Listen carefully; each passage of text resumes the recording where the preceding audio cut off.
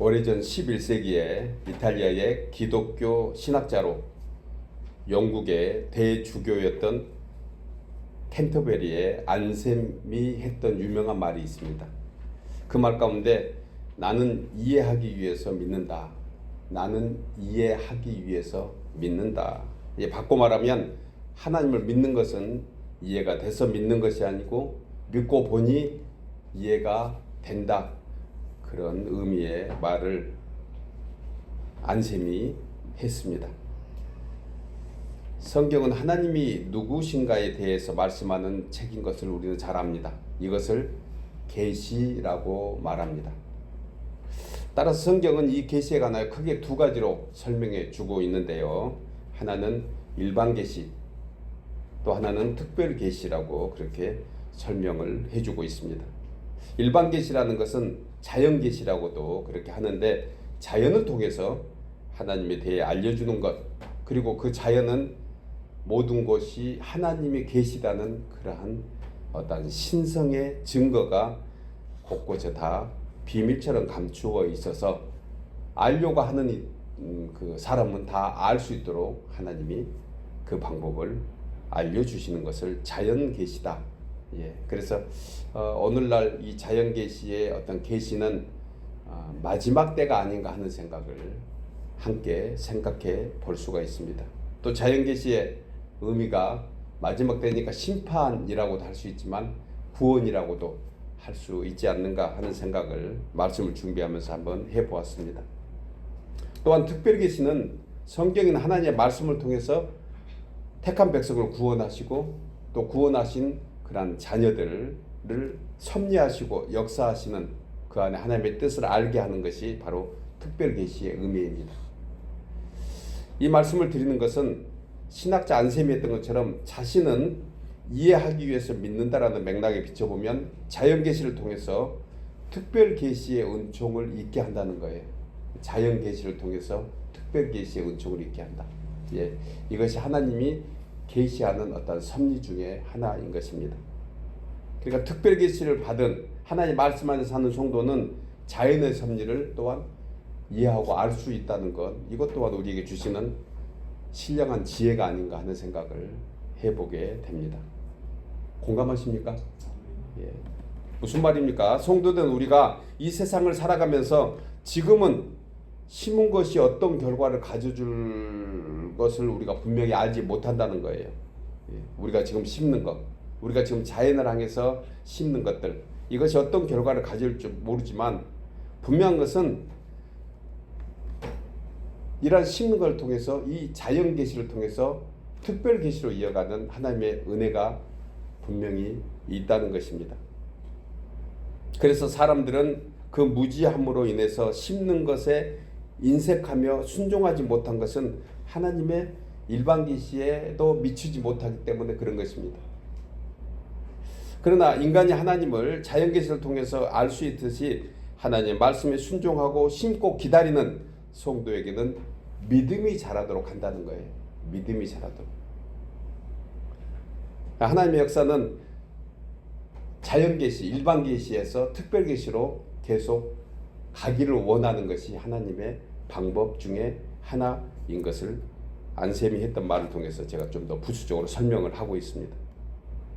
그러므로 속일 수도 없고 옵심여겨서도 안 되는 하나님 앞에서 그 심음과 거둠의 원리를 따라서 심을 때 우리의 믿음이 성장하게 하고 그 언제일지 알지는 못하지만 분명히 그 심는 결과를 통해서 우리 심령들이 복되게 한다는 거예요. 여러분, 심는 것은 우리가 할 일입니다. 자라게 하신 분은 하나님이시고 결실은 주님이 맺어줘야 되는 거예요. 인간이 심고 인간이 거두려고 하는 것 우리 아닌 것 알죠? 안 된 얘기지만 지난주에 우리 한국의 대한민국 한반도 끝자락에 이제 좀 있으면 다 농사 이제 수확해야 될 그 철인데 이번에 그 많은 그 폭우로 인해서 어려움을 당한 것을 제가 보면서 사람이 참 뜻대로 안 되는 것이구나. 그분들은 이 한 해 농사를 위해서 그렇게 애쓰고 힘썼는데 그것을 그렇게 어려움을 당하게 하는 것, 하나님의 섭리는 물론 아닙니다. 그러나 그런 일을 당할 수도 있구나라고 생각하면서 하나님께서 하시는 일은 참으로 우리가 알지 못하지만 우리 또한 그 하나님이 하시고자 하는 일에 우리가 동참해야 되지 않을까 하는 생각이 듭니다. 그 중에 하나가 우리가 잘 아는 대로 참으로 자연재해라는 것을 우리 인간들의 인재로 만들고 있지 않는가 하는 생각을 해서 그 생각을 나누게 됩니다. 여러분, 심는 것은 우리의 할 일입니다. 그러나 자라게 하신 분은 하나님이시라는 거예요. 거두는 것은 우리의 역할이 사실은 아닙니다. 하나님께서 거두도록 해주셔야 되는데 이런 어떤 세상적인 그 심음과 세상적인 거둠에 우리가 포커스를 맞추면 우리는 늘 그런 환경에 업앤다운하는 그런 상황밖에 되지 않을까 하는 생각이 들어서 하나님이 하시고자 하는 어떤 그 영적 논리로 보면 우리의 심는 것을 통해서 우리의 믿음이 자라게 하신다. 이건 무슨 얘기입니까? 하나님을 의지하고 하나님의 주체되심을 인정하는 것이 바로 이 심음과 거둠의 원리 안에 있다고 저는 생각을 하면서 함께 나누고 있습니다. 여러분, 그래서 우리는 기회되는 대로 계속 심어야 합니다. 사도 바울은 이 내용을 빌립보서 1장 9절에서 내가 기도하노라 너희 사랑을 지식과 모든 총명으로 점점 더 풍성하게 하사 너희로 지극히 선한 것을 분별하며 또한 진실하여 허물 없이 그리스도의 날까지 이르고 예수 그리스도로 말미암아 의의 열매가 가득하여 하나님의 영광과 찬송이 되기를 원하노라. 여러분, 이것이 점점 진보적으로 발전하고 있는 거 보이지 않습니까? 진보적으로. 인간의 생각에서 하나님의 뜻으로 하나님의 생각으로 점점 발전해 나가도록 우리를 이끌어 주시는 것이에요. 이것이 바로 오늘 설교 제목을 정한 의의 열매인 것입니다. 여러분, 우리 가운데 이미 이 말씀을 따라서 실천하고 계신 분들도 많이 계십니다. 그러나 오늘 다시 사도 바울의 권면과 확신을 붙잡고 우리가 다시 한번 우리 주위를 살펴봐서 살아계신 하나님 앞에 더욱더 풍성한 은혜를 받기 위해 주신 말씀이다. 이런 기준으로 이 말씀을 함께 우리가 받고 또 아멘으로 화답하는 우리 모두 되기를 축복합니다. 오늘 저는 결실의 계절을 맞이하면서 자연계시의 섭리 중에 하나인 하나님께서 기뻐하시는 또 영적 섭리 중에 하나인 의의 열매로 어떻게 맺어갈 수 있는가. 그러니까 이 세상 것을 심고 하늘의 것을 거둔다.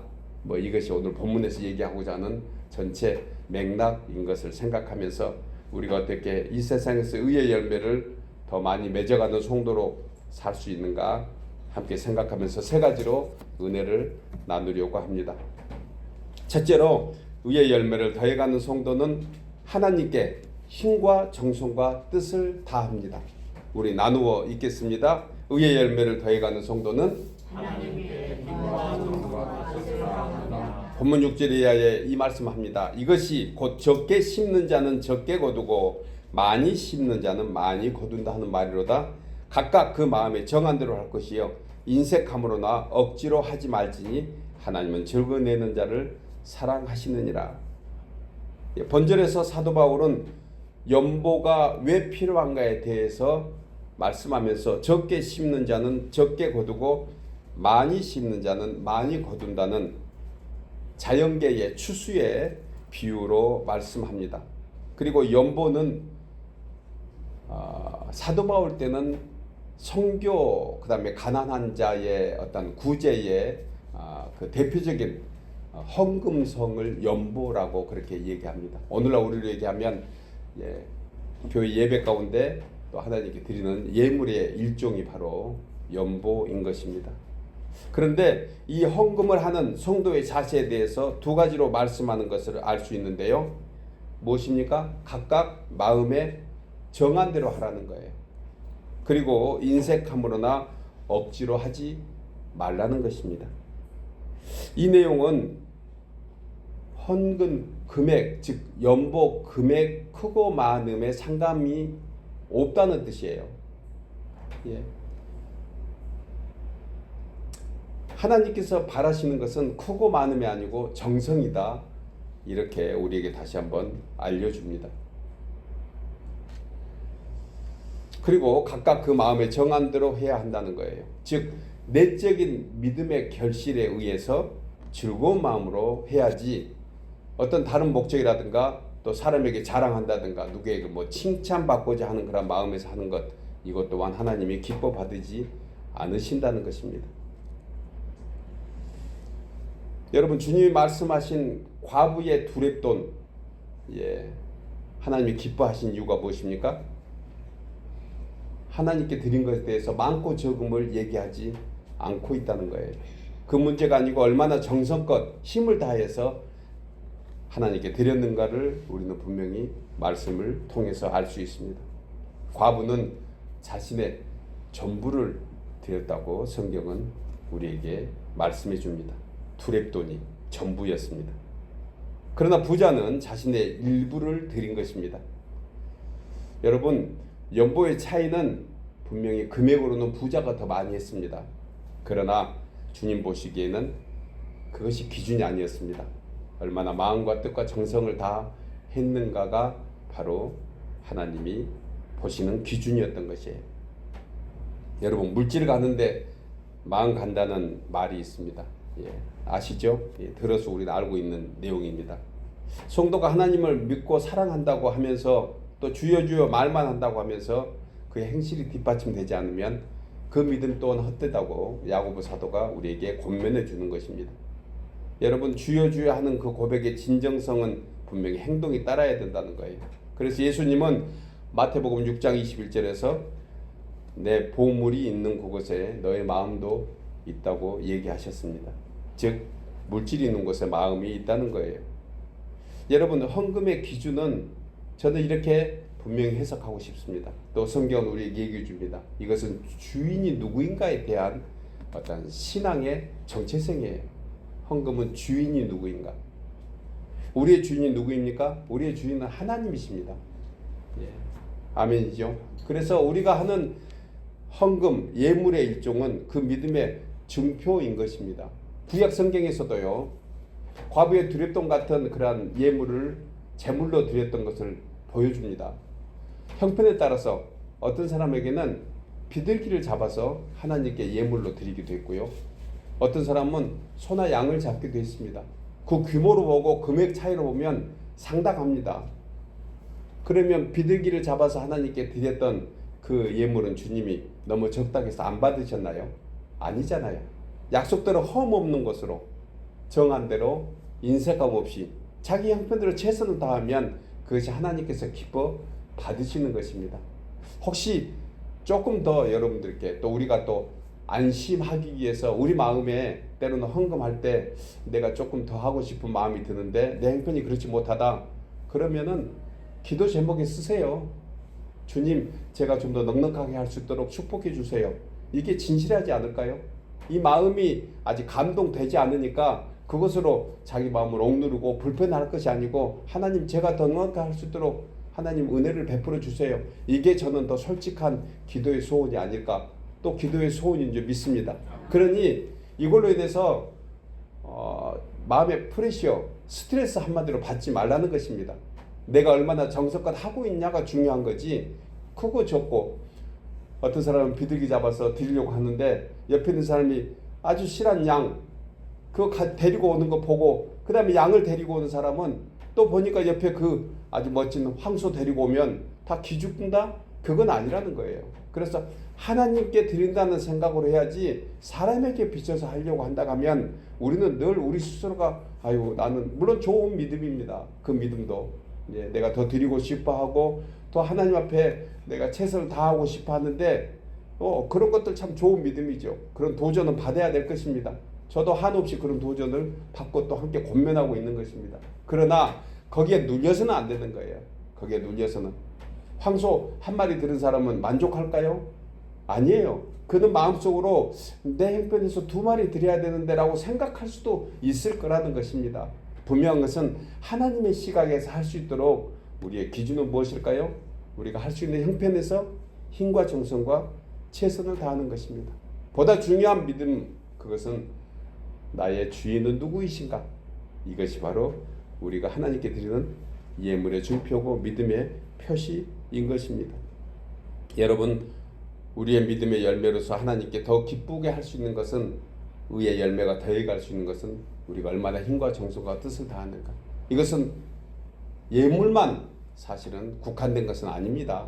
우리가 드리는 하나님께 예배하는 마음, 예배 드리고자 하는 열정. 그래서 우리가 얼마나 한 주간 예배 후에 또 한 주간 삶 속에서도 우리는 최선을 다하고 살지만 그 삶에서도 다음을 예배하고 준비하는 그런 마음 또한 우리에게 필요하지 않을까요? 여러분, 이것이 하나님이 기뻐 받으시는 예물의 한 부분인 것을 생각할 수 있습니다. 성경에 보면 한결같이 하나님께서는 우리에게 힘과 정성과 뜻을 다하라고 얘기하시면서 성도는 우리에게 그 하는 그 마음을 보시고 30배, 60배, 100배로 보답해 주신다고 또한 말씀하고 있는 것입니다. 여러분, 하나님은 이처럼 우리에게 오직 관심 가지고 계십니다. 여러분 한 분 한 분 여러분들의 이름을 하나님의 손바닥에 새기시고 오늘도 우리의 연약함을 위해서 성령께서 친히 간구해 주고 계시잖아요. 이 사랑을 받은 우리라 하면 우리 또한 그 사랑에 늘 하나님께 감사하면서 예물을 드리는 자세가 필요한 것입니다. 여러분, 사람이 지금은 알지 못해도 지나고 보면 하나님께서 내가 원한 것보다 훨씬 더 많이 주셨다고 우리는 늘 고백합니다. 그렇잖아요. 지나고 보니 그 당시에는 내 뜻대로 원대로 안 돼서 조금은 힘들고 어려움이 있었다 할지라도 지나고 보니 그게 오히려 합력해서 손을 주시는 하나님의 사랑을 우리 모두는 잊고 삽니다.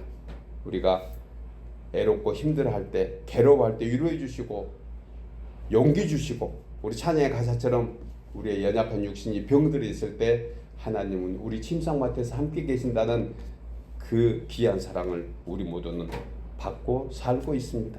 이제 이 은혜에 우리는 조금이라도 보답하고자 하는 마음에서 뭔가 가진 물질을 더 많이 드리자 이것이 아니고 내가 좀 흐트러졌던 마음을 다시 한번 정결케 해서 힘과 정성과 뜻을 다해서 나는 정말 예배자로 하나님께 드리는 예물의 어떤 제사하는 자의 모습으로 하나님께 온전히 하고 있는가를 우리 한번 생각해 봐야 하지 않을까 하는 생각을 해보게 됩니다. 사랑하는 여러분, 한국 교계의 원로 목사였던 오카노 목사님이 설교 중에 했던 내용이 이런 내용이 있습니다. 하나님을 위한 부자가 되라. 하나님을 위한 부자가 되라. 성경에서는 이것을 세상 것을 팔아서 하늘의 부활을 쌓아가라고 얘기했던 것입니다. 우리 인생의 주인은 오직 하나님 한 분이십니다. 아멘이죠. 우리가 아무리 억지로 말씀드렸던 것처럼 열심히 씨를 뿌리고 가꾸고 농사해도 또 안 된 때지만 그렇게 태풍이 한번 몰아치면 아무것도 아닌 것처럼 여러분, 우리가 우리 마음대로 주관할 수 있는 사람이 아닙니다. 하나님께서 주관해 주셔야 되는 사람들입니다. 이 믿음만이 우리를 천국 부자로 살게 하신 줄 믿고 우리 좀 더 하나님을 예배하는데 힘과 정성과 뜻을 다하는 저와 여러분 되기를 주의 이름으로 축복합니다. 아멘. 두 번째로 의의 열매를 더해가는 성도는 주께 받은 은혜로 선한 일을 합니다. 오늘 나누어 읽겠습니다. 의의 열매를 더해가는 성도는 주께 받은 은혜로 선한 일을 합니다. 본문 8절 이하에서 하나님이 능히 모든 은혜를 너희에게 넘치게 하시나니 이는 너희로 모든 일에 항상 모든 것이 넉넉하여 모든 착한 일을 넘치게 하게 하려 하심이라. 기록된 바 그가 흩어 가난한 자들에게 주었으니 그의 의가 영원토록 있느니라 함과 같으니라. 사도 바울은 하나님께서 성도된 우리에게 넘치도록 은혜를 주신 것은 무슨 이유다? 모든 착한 일을 할 수 있도록 하기 위함이다. 은혜를 넘치게 주신 목적 무엇인가? 내가 오늘 이날까지 하나님의 은혜로 살게 하신 그 목적은 무엇인가? 모든 착한 일을 하도록 하기 위함이라는 거예요. 여기서 모든 착한 일이 중요하잖아요. 모든 착한 일이 도대체 뭘 얘기하는가? 여러 가지 구체적으로 많이 성경은 얘기합니다. 그러나 포괄적으로는 주의 일이에요. 주의 일. 여러분, 주님이 우리에게 은혜 베푸신 것이 무엇입니까? 주의 일을 하도록 하는 거예요. 그래서 복 주시는 주체는 하나님이시고 복을 주시는 것은 역시 하나님의 뜻대로 하신다는 것입니다. 하나님이 때를 따라서 합당하게 은혜를 주시는 것을 우리는 받고 사는 사람이기에 그 받은 복을 우리는 주위의 사람들에게도 하나님의 은혜 가운데 살고 있다는 증표로 나누어 줘야 되는 것 우리 또한 말씀을 통해서 알고 있습니다. 이렇게 하나님께 받은 것을 다시 나누어주고 이렇게 리사이클하는, 계속 사이클링하는 것, 이것을 복의 복이다, 이렇게 성경은 얘기합니다. 그래서 하나님이 이렇게 복 주신 것은 감당하도록 하기 위함이시다. 아멘입니까? 예, 우리의 받은 것, 하나 받은 것으로 하나를 주고 나누었다, 이것이 아니고 하나 베풀면 그걸로 2개 우리가 얻게 되고 2개 베풀면 4개를 얻게 하시는 것. 그래서 주의 일을 감당하도록 하나님이 계속 은혜를 공급해 주시는 것입니다. 또한 가난한 이들에게 베풀고 나누어주는 선행의 의는 영원토록 있다고 얘기합니다. 영원토록 있다. 하나님은 이것을 의의 열매라고 했습니다. 세상의 열매, 이것은 한 해 먹으면 없어지잖아요. 그런데 의의 열매는 영원토록 우리의 자손들이, 우리의 후손들이 먹을 수 있도록 만들어주시는 열매인 거예요. 그래서 의의 열매에 관한 해석을 어떤 주석가는 이렇게 얘기합니다. 영원히 불타지 않는 믿음의 결실이다. 예, 의의 열매는 영원히 불타지 않는 거예요. 우리 자녀들이 잘 되기를 우리는 많이 바라고 있습니다. 그렇잖아요. 우리의 기도 제목이 무엇일까요? 소중한 기도 제목 하나가 우리의 자손들이 잘 되는 것 아니겠습니까?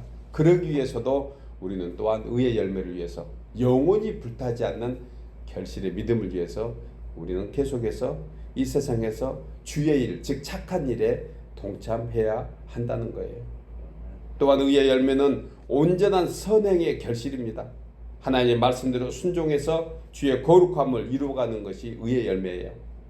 예수님은 마태복음 5장 16절에서 이같이 너희 빛이 사람 앞에 비치게 하여 그들로 너희의 착한 행실을 보고 하늘에 계신 너희 아버지께 영광을 돌리게 하라. 예, 착한 일을 하게 되면 하나님 영광 받으시고 그걸로 인해서 하나님이 우리 자손들에게 또 우리가 사는 동안 더욱더 강건하게 해주실 줄 믿습니다.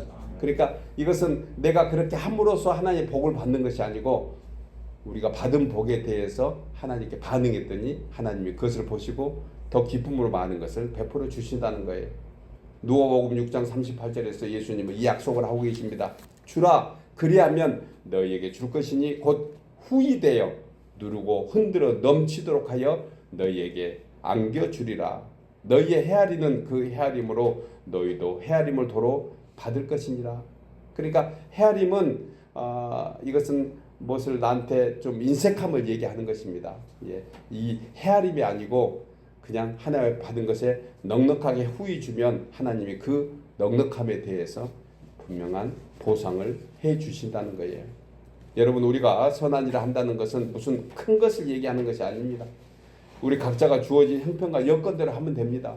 물질이 없는 사람은요, 여러분 말로도 선한 일을 할 수 있는 것 아시죠? 말로도 할 수 있습니다. 마태복음 25장 34절에서 주님이 영광 가운데 재림할 때에 그때에 오륙패되어 있는 자들에게 이르시되 내 아버지께 복을 받은 자들이여 나와 창세로부터 너희를 위하여 예비한 그러한 상속을 너희가 받을 수 있느니라 하시면서 내가 줄일 때에 너희가 먹을 것을 주었고 목마를 때에 마시게 하였고 나그네 되었을 때 영접하였고 헐벗었을 때 옷을 입혔고 병들었을 때 돌보았고 옥에 갇혔을 때 너희가 와서 돌보았느니라 그렇게 얘기합니다. 이때 외인들이 그 듣는 자들이 이렇게 얘기합니다. 주여 우리가 어느 때에 그렇게 했습니까? 그때 주님은 이렇게 얘기합니다. 너희가 여기 내 작은 형제 중 지극히 작은 한 사람에게 이렇게 한 것이 곧 나에게 한 것이니라.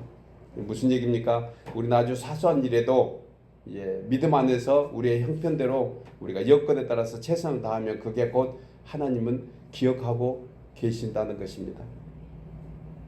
히브리 기자는 형제 사랑하기를 계속하고 손님 대접하기를 잊지 말라 말씀하시면서 2200년 전에 아브라함이 했던 부지 중에 아브라함이 했던 그러한 대접한 것을 하나님은 기억하시고 손으로 행했던 것입니다. 여러분, 하나님 앞에서는 공짜가 없습니다. 공짜는 하나님께 받은 구원밖에 없습니다. 나머지는 다 값을 치러야 됩니다.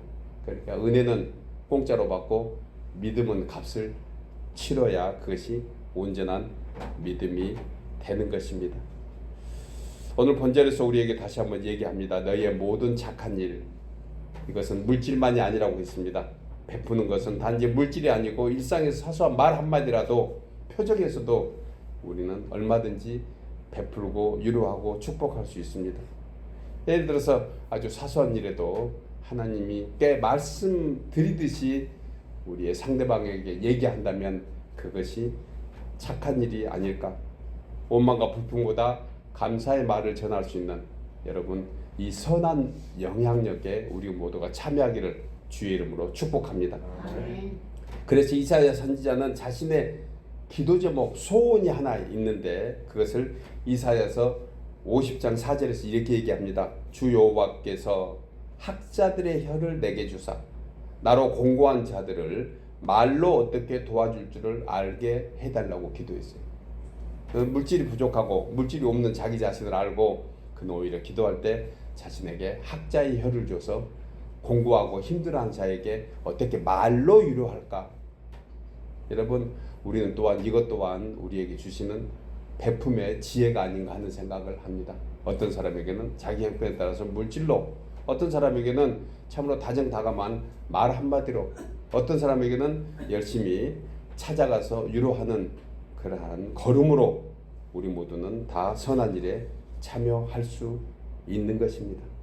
여러분, 이처럼 우리가 일상에서 상대에게 베풀 수 있는 것으로 정말 많고 적음에 따지지 않고 최선을 다해서 우리가 말로도 하나님의 선한 일에 동참할 수 있다는 걸 생각하면서 사소한 언행심사, 즉 말과 행동과 마음과 생각을 하나님께서 살피고 계신다는 그 믿음을 가지고 우리의 작은 선행도 주님께 영광이 된다는 것을 잊지 말고 우리가 함께 실천해 나가는 저와 여러분 되기를 주의 이름으로 축복합니다.